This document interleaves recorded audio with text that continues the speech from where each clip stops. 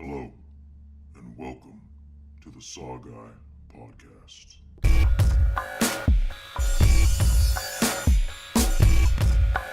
Like scary movies. What's your favorite scary movie? Here's Johnny. We'll tear your soul apart. The boogeyman is real, and you found him. Game over, man. Game over. What do you want? I want to hear you scream. From the front time, bitch. Welcome to the SaWGuy podcast. As always, I'm the SaWGuy, bringing you episode number 7. Lucky number 7. And I figured, okay, since we got to do 7, take those odds to the casino, right?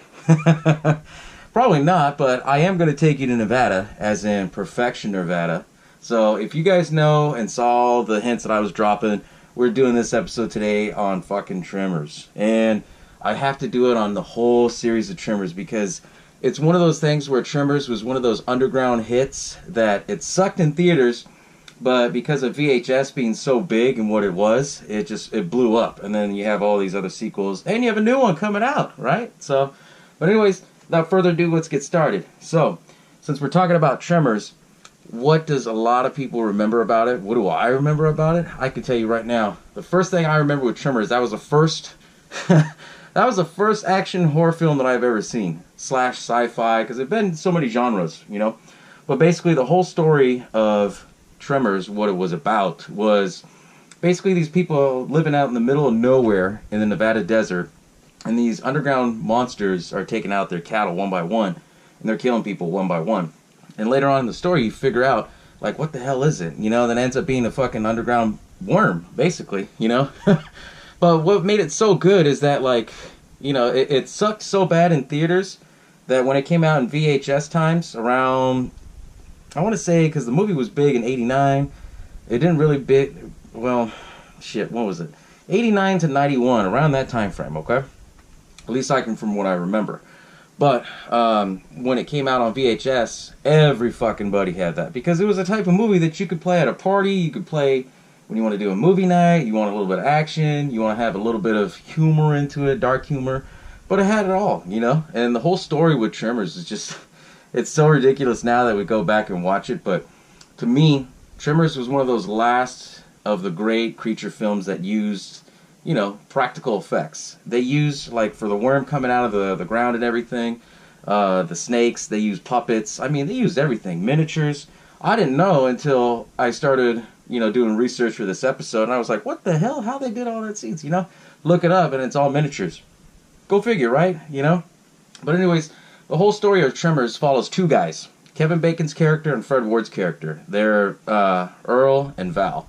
So basically, the story shows that they're two handymen, you know, they're basically making a living, just doing all the little tidbits and, you know, random work, you know, putting up barbed wire fences and shit like that.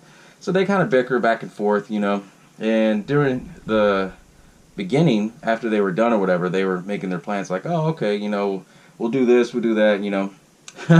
On the way, I guess they had, they really didn't explain it too much in the first one, but I guess they had, like, college students go out there to study the geology of things. You know, geology is the study of Earth and stuff, you know, so he goes and you see one of the female characters for the first time because Kevin Bacon's character, you know, he's he's one of those lady killers, right? So he goes over there and he tries to see her, doesn't follow his list, so he's like, all right, whatever. And then basically the whole story goes is how you see little bits of the worm in action, you know, where the worm comes out, does this, and then basically, you know, Earl and Val, they get tired of doing their work, so they said, okay, fuck it, let's do something, get paid a little bit better.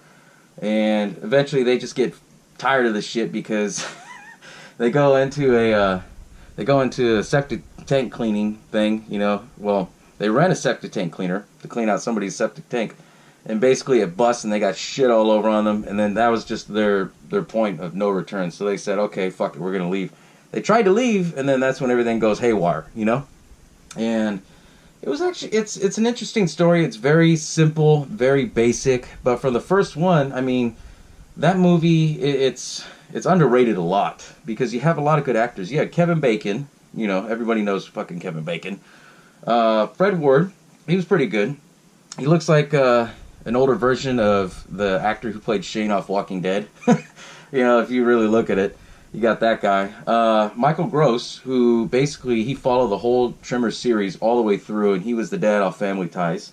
Reba McEntire, she was in the movie, and she was all about, you know, big on guns and stuff like that. Now you see her in KFC commercials talking about Smoky Mountain Barbecue and shit like that. But that was basically your main top actors, your top billed actors that were in the movie.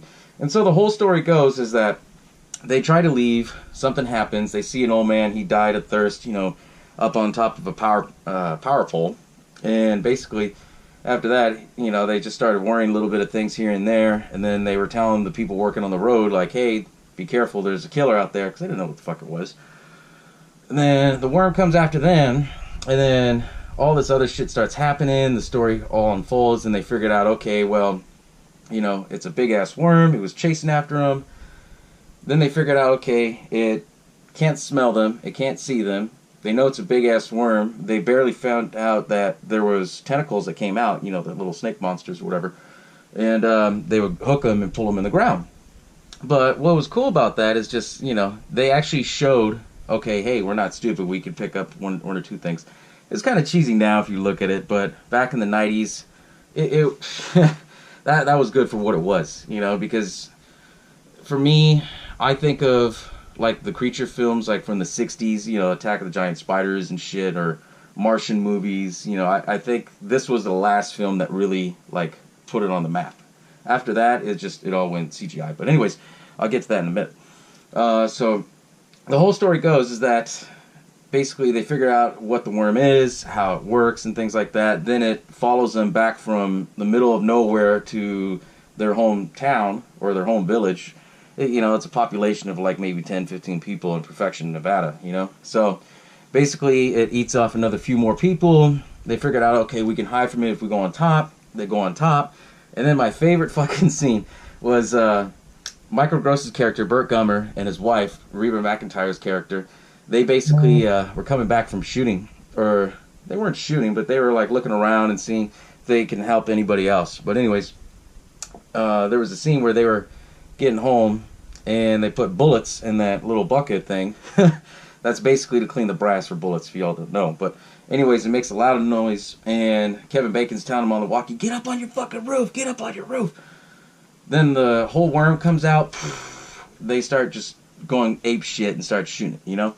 That was one of my favorite scenes. That was actually, you know, one of my favorite scenes that got me got me curious about guns and got me started into it, you know, when I was young. And for that scene, for the way that they did it, if you look behind the scenes on YouTube, even on the Tremors DVD that they have, like the 4-pack or 5-pack or whatever that's out, they'll show you how they did it. Basically, they did a green room, and they made it seem like they were shooting, and then they just tied in the miniature with it, which was really freaking smart and for what they did for it, you know. But it was actually pretty interesting how they did that scene. They just fired whatever freaking calipers, and then finally an 8-gauge shotgun took it out. Then the whole story goes is that, you know, they figured out there's still 2 worms left. They were going to go to the mountains and hide.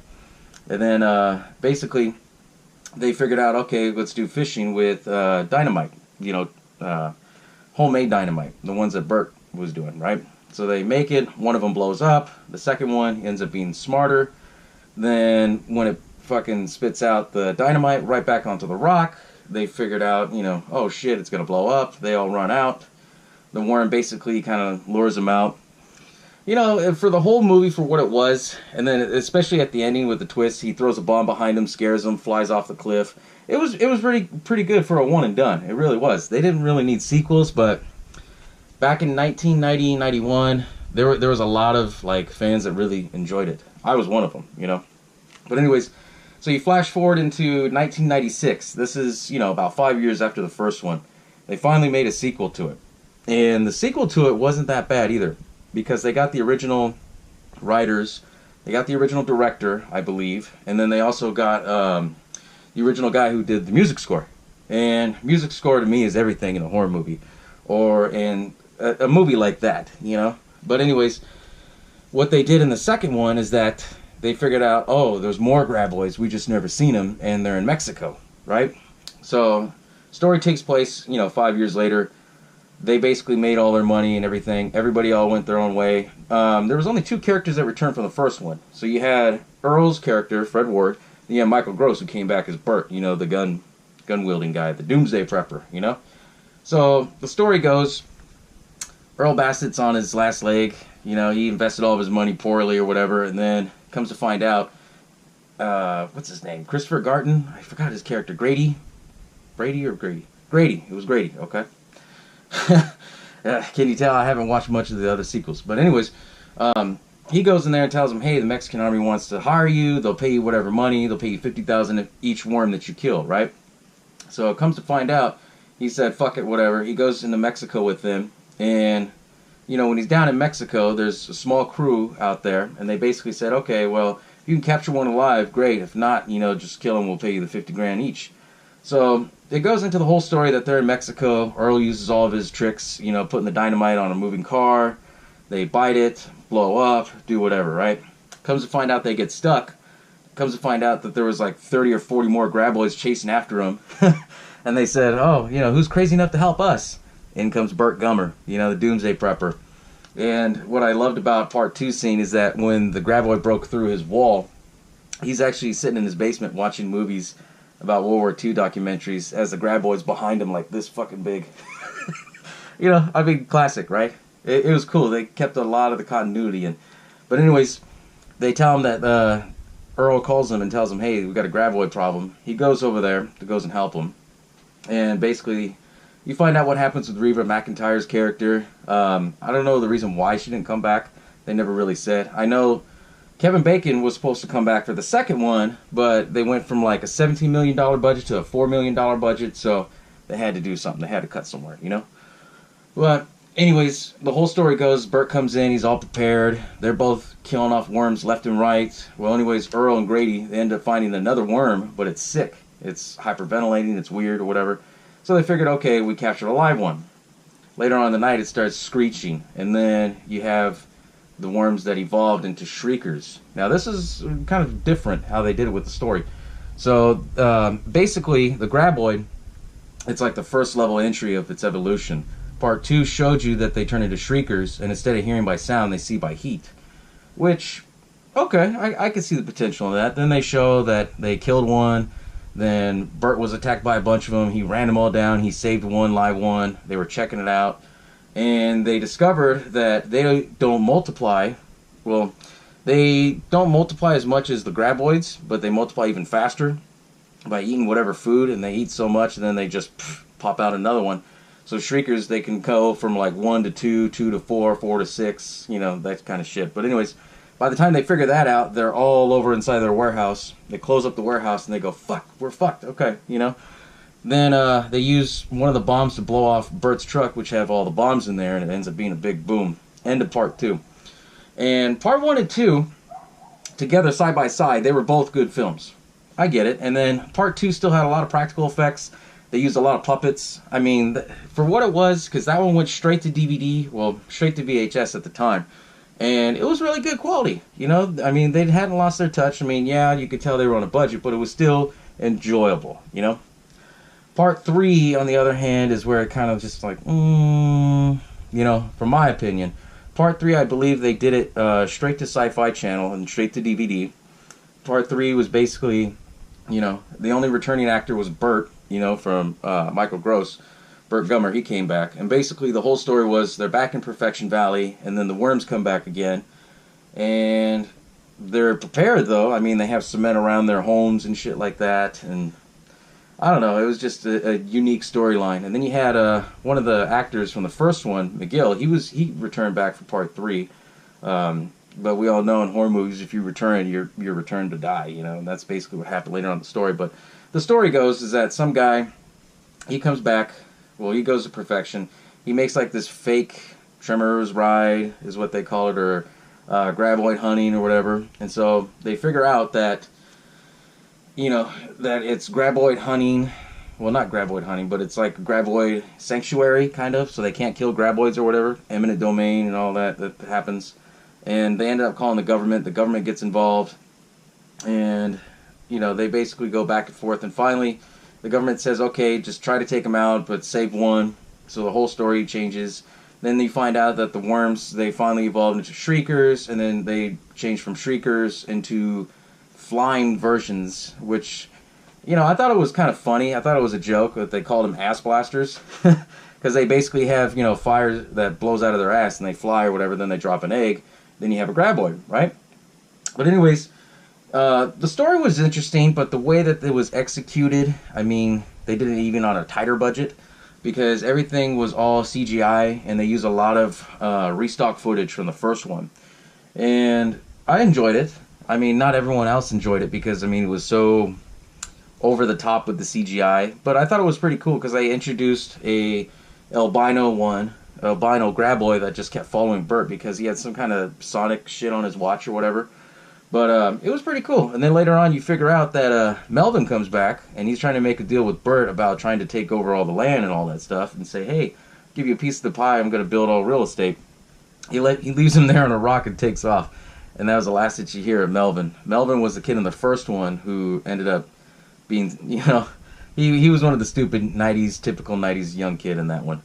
And then flash forward, I think it was 2 or 3 years later, they did part 4. Now, part 4 had potential, but that just, I don't know. To me, it's not a cash grab. It's just they tried to do something with the story, and it was basically a story of Burt Gummer's relative. He comes back. Well, he immigrates from somewhere, and he immigrates to Perfection Valley.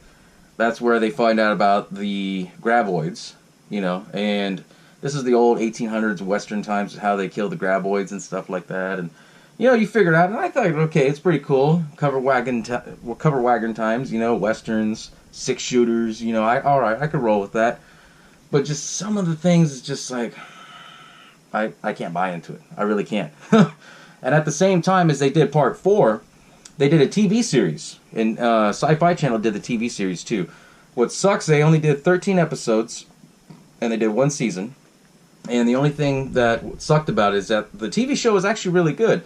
It was basically kind of like a continuation of part 3, but it was just like their normal everyday to life thing. You know, if something was off, Bert would go and take care of it or whatever. And it was a good TV show. It had a lot of potential. They just never gave it a chance. You know, they gave it 1 season and then cut it. But so you have part 4 that came out the same time as the TV show.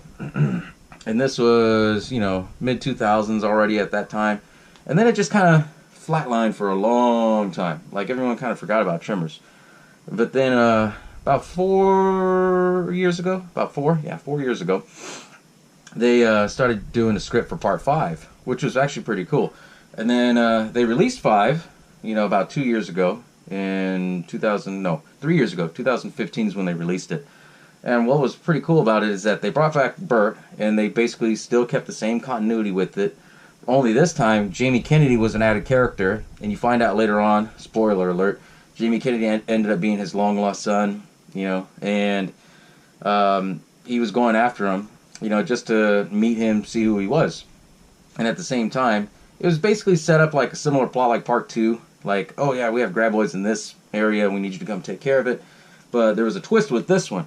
This one was actually interesting because they said, okay, now graboids have been around for a long time, but now I need you to help us fight ones in Africa. Like, what the fuck? Africa? Africa? What? You know? But it makes sense, you know, because out there in the wild in Africa where there's no life or whatever other than just animal life or whatever, it makes sense, which is actually pretty cool. So there was a lot of potential in that one. But anyways, they go to Africa. They see the different variations of it. I don't think they showed the shriekers. I really don't know. I know they showed the graboid, and then the graboid's tentacles detached from their mouth, and they kind of swarmed around like a snake. And then they had the ass blasters. But basically, they got set up to go over there to basically kidnap some eggs and try to help the guy sell it for a black market. They didn't know, and by the time they found out, they were double-crossed. Then the whole story goes is that now they're trying to go like full-on kill all the graboid mode, you know? And so that's basically what they did. You know, they go into the graboid's nest, they killed it all, you know.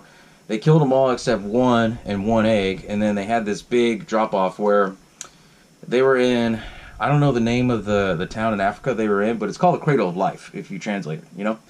So they're there, they place the egg on the rock, up on top, you know, they put all these metal posts and pillars around, and the trick was to get the worm in the middle, and then the lightning would hit the metal poles, shock it, and then they just shoot the shit out of it.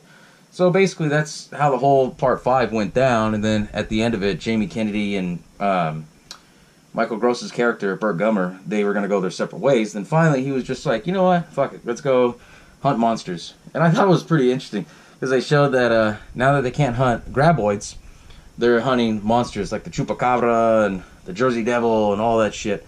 Then they left it open, which was pretty cool. Until now, in 2018, they just announced that they're doing a Part 6, right? Part 6 seems promising because it's the same African-style version of the graboid. So it's the one that jumps up and twists, goes in the ground, has the tentacles that come out. And the only difference is they're bigger, and it's in the Arctic in Canada, like more of the North Pole. They haven't said so much of the story, other than just the fact, oh, it takes place in the Arctic, which is a little different, but I'll roll with it. I mean, you know, they did it in Africa, they did it in Mexico, they did it twice in Nevada. You know, I want to see how they're going to take this story and see what they're going to do with it. Not to mention, I know Michael Gross, he's getting up there in age, and I know he can't be hunting graboids forever, you know.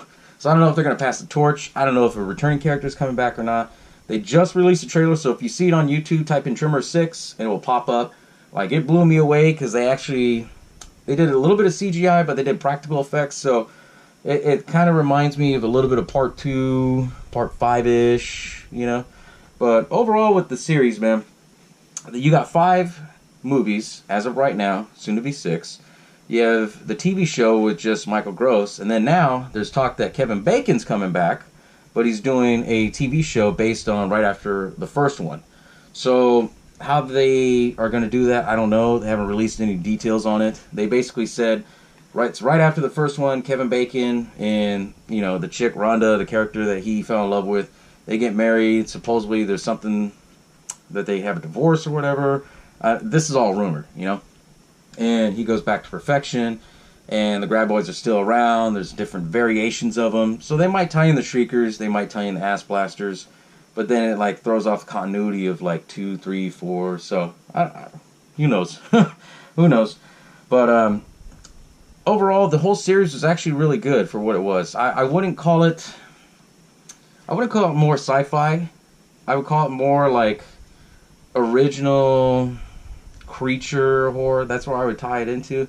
And it's still a horror film, because if you see Part 1 and 2, they had a lot of horror elements. Part 3, they changed it up to be a little bit more comedic.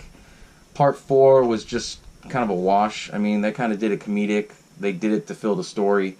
Part 5, they brought back to a little bit of the action horror roots from the first one. Part 6, I don't know how they're going to do Part 6, but from what it looks like, there's going to be a lot of action horror to it, you know?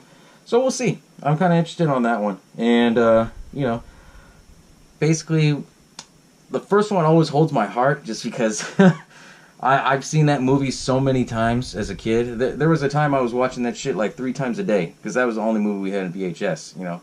But when you've seen that movie, and I ask people about, like, hey, have you seen Tremors? Everybody forgets about it, but then when you tell them, oh, it's underground monsters and everything. Oh, yeah, okay, I seen it. Yeah, I got you. You know, it's one of those classic ones that people forget because it's underrated. It was a popular film. It just kind of got swept under the rug a little bit. You know what I'm saying? But Part 1 was always good. Part 2 was up there, but it's one of those movies that's genre bending in a way, which I like those as long as they do it right, you know. And back to what I was saying about how they had a little bit of dark humor with it. You know, they had some stupid stuff, like there was a scene in the first one where they're trying to throw a bomb and then run to the rock where they were stuck at, and basically Melvin's like, there's no way we're gonna make it over there, man. Bert gives him a freaking .357 revolver, said, hey, this will make them think twice. They're running, he's trying to shoot and it's empty, and then he goes, oh, there's no bullets in here, Bert, you asshole. Got you moving, didn't it? You know, I mean, there's a lot of little winks to it. Not so much comedic, but I mean, it was done in right taste, you know? It was done in the right proportion. But also, too, if you think about it, it never got quite popular, but there always was like a cult-like following towards it. And I don't know how to explain it, you know? I mean, you either know it or you don't, basically. You know, as a normal horror fan like us, like me, I know that shit because that was one of the biggest things in the late 80s, early 90s, because it was the last creature film that was done right. If you see all these other new creature films, they're so-so, but they're more or less dedicated to Redbox. They're more or less dedicated straight to Netflix, straight to Sci-Fi Channel. And they're obviously done on a budget, so they do everything all CGI. And CGI is okay if done right, but they did too much of it, and it muddies it down, you know, it really does. But honestly, I'm anxious to see how they do the next one on part 6. I really am. I know also too, the soundtrack, it kind of fell off a little bit after the first two, when part 3, 4 was... 3 and 4 were just a wash, soundtrack-wise. Part 5, I think they brought back the original guy from the first one, so it was okay. Part 6, I haven't heard anything on the track listing. IMDb only gives you so much. It gives you a little bit until the movie's released, you know? But honestly, like, it's... You used to see that movie so many freaking times. It was either on VHS, or you would see that shit all the time on the normal channels, like on Saturday and Sunday when they had nothing to play. They would play Tremors, or they would do a Tremors marathon. They would play the first one, then the second one, play another movie, then they go back and play the first one and the second one. And that's how a lot of people actually saw it, because there wasn't shit on TV. You know? And then, back to the practical effects, what I was talking about on those two. You know, a lot of people, they don't give it credit for the effects that they did, especially the first two, because if you look at the documentary, or if you look up behind the scenes and stuff on YouTube or whatever, that was actually interesting. They basically, the original idea was that they were going to build a worm, and then it had like an outer shell, and then it would slide out. But a lot of people joked about it and said, okay, that looks like foreskin on a penis, you know? So that's why they went and they changed it, so that way it's just a long-ass odd worm with spikes sticking out to move faster, and it had tentacles coming out of its mouth. Otherwise, if you got the one that sheds out of its skin, it kind of does look like a dick, you know what I'm saying? But I'm glad that they went with that idea with the tentacles coming out of the mouth. And then the way that they did the shriekers, I mean, all the effects were just practical, were just badass. They did it really good. Especially, they were very authentic on the gun scenes that they used. Every gun that they used. The only one I have an objection to, I mean, I'm a gun nut myself, was the fact that they were kept calling the 8-gauge shotgun an elephant gun. Granted, yeah, you use it for hunting big game animal, but they kept calling it, you know, elephant gun. That's the only thing I was just like, okay, they need to fix this shit. But, who knows? I know, but all the other guns, you know, the 30-30 they got right, the lever action Winchester rifle. And Winchester was a big company in it. I mean, a lot of the guns in there were all Winchesters. I noticed a lot of the rifles, shotguns, things like that. But they were very detailed on it. They were very... It wasn't like they had a shotgun, had unlimited ammo, and they just, like, you know, kept shooting. It was just, you know, it was legit. You know, the shotguns they were shooting had 5 shots. They chucked it, got another gun, swapped the magazine, were just spraying. But they also did a lot of good detail work on it. And then not only that, you know, if you look at the location where they did it, I know they shot it somewhere in the deserts of California, but I mean, it could pass for Nevada. I don't exactly know the area, but I know, what was it? It's a small, really small town. But they got the detail on that really good, especially when they carried it over to part 2. Because in part 2, when Val ran off and married the chick from the first one, Rhonda, he basically took over the truck, and it was just right down to the detail, you know. I don't know if it was a separate truck or the same truck. I mean, there was a 5-year gap into it, you know. So they did really good on the continuity for the first 2. Then when you talk about part 3 and 4, you know, the effects just kind of just... I mean, if I had to make a top list, I mean, obviously 1, 2 would be my, you know, top 2. And my third one, right now, would be probably part 5. But it depends on what part 6 does. You know, I haven't seen part 6. Coming out May 1st. May 1st, don't forget that. I'll be the first guy to probably go and check it out, you know. But anyways, they did really good on all that, except, you know, when part 3 and part 4 come out, that CGI was just killer. And you'll know what I'm talking about, because after you see it and then you start seeing that some of it is the same footage from the first film, because you could tell the difference in the grain. I don't know if you guys are OCD like that. I'm OCD, and I'm like, really? You know? But they did it good.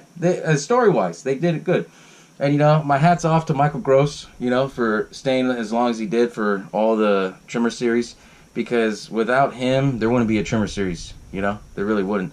I was fortunate enough to actually meet him at a con one time. And, he was really cool. And real quick before I head on out, I know I'm hitting at that 30-minute mark. There's a lot of little tidbits that they did. And I don't know if you've ever seen it, but Bert has always worn an Atlanta Hawks hat. And that's in every one of the Tremors movies. So the first thing I said when I met him is, hey, how come you have an Atlanta Hawks, hat? Was that like your favorite team or whatever? And he basically said, no, that's just trying to tie into Bert's character, try to keep continuity. Which I thought was pretty cool, And he knows that us as horror fans, we pay attention to that shit, And I thought it was really interesting that he did that. It was. I was like, oh, shit, okay. He knows what's going on. He hasn't just done Tremors and that was it. I mean, he was on Family Ties, done a bunch of other stuff too, but it's pretty cool that he's still carrying that same character and still bringing that same passion. Keeps entertaining us, But anyways, I know I rambled on and on about Tremors. But if you've never seen it, take a look at it, check it out. I can tell you right now, you could probably find the 4-pack, maybe the 5-pack movie set at, I know I've seen it at Walmart, I've seen them at Target. They go for like $5-10, If you've never seen it, pick that up, check it out, and tell me all what you guys think. Because personally, Tremors is one of those 90s sci-fi / horror, I was going to say horse shit, horror genre bending movies. That's really good, And I like to be interested to hear what you guys think about it. I liked it. I enjoyed it. I still watch to this day, and I've been watching that shit since I was a kid. So, but anyways, I'm the SaWGuy. Thank you all for enjoying episode number 7. Catch y'all next time, all right? Bow down to the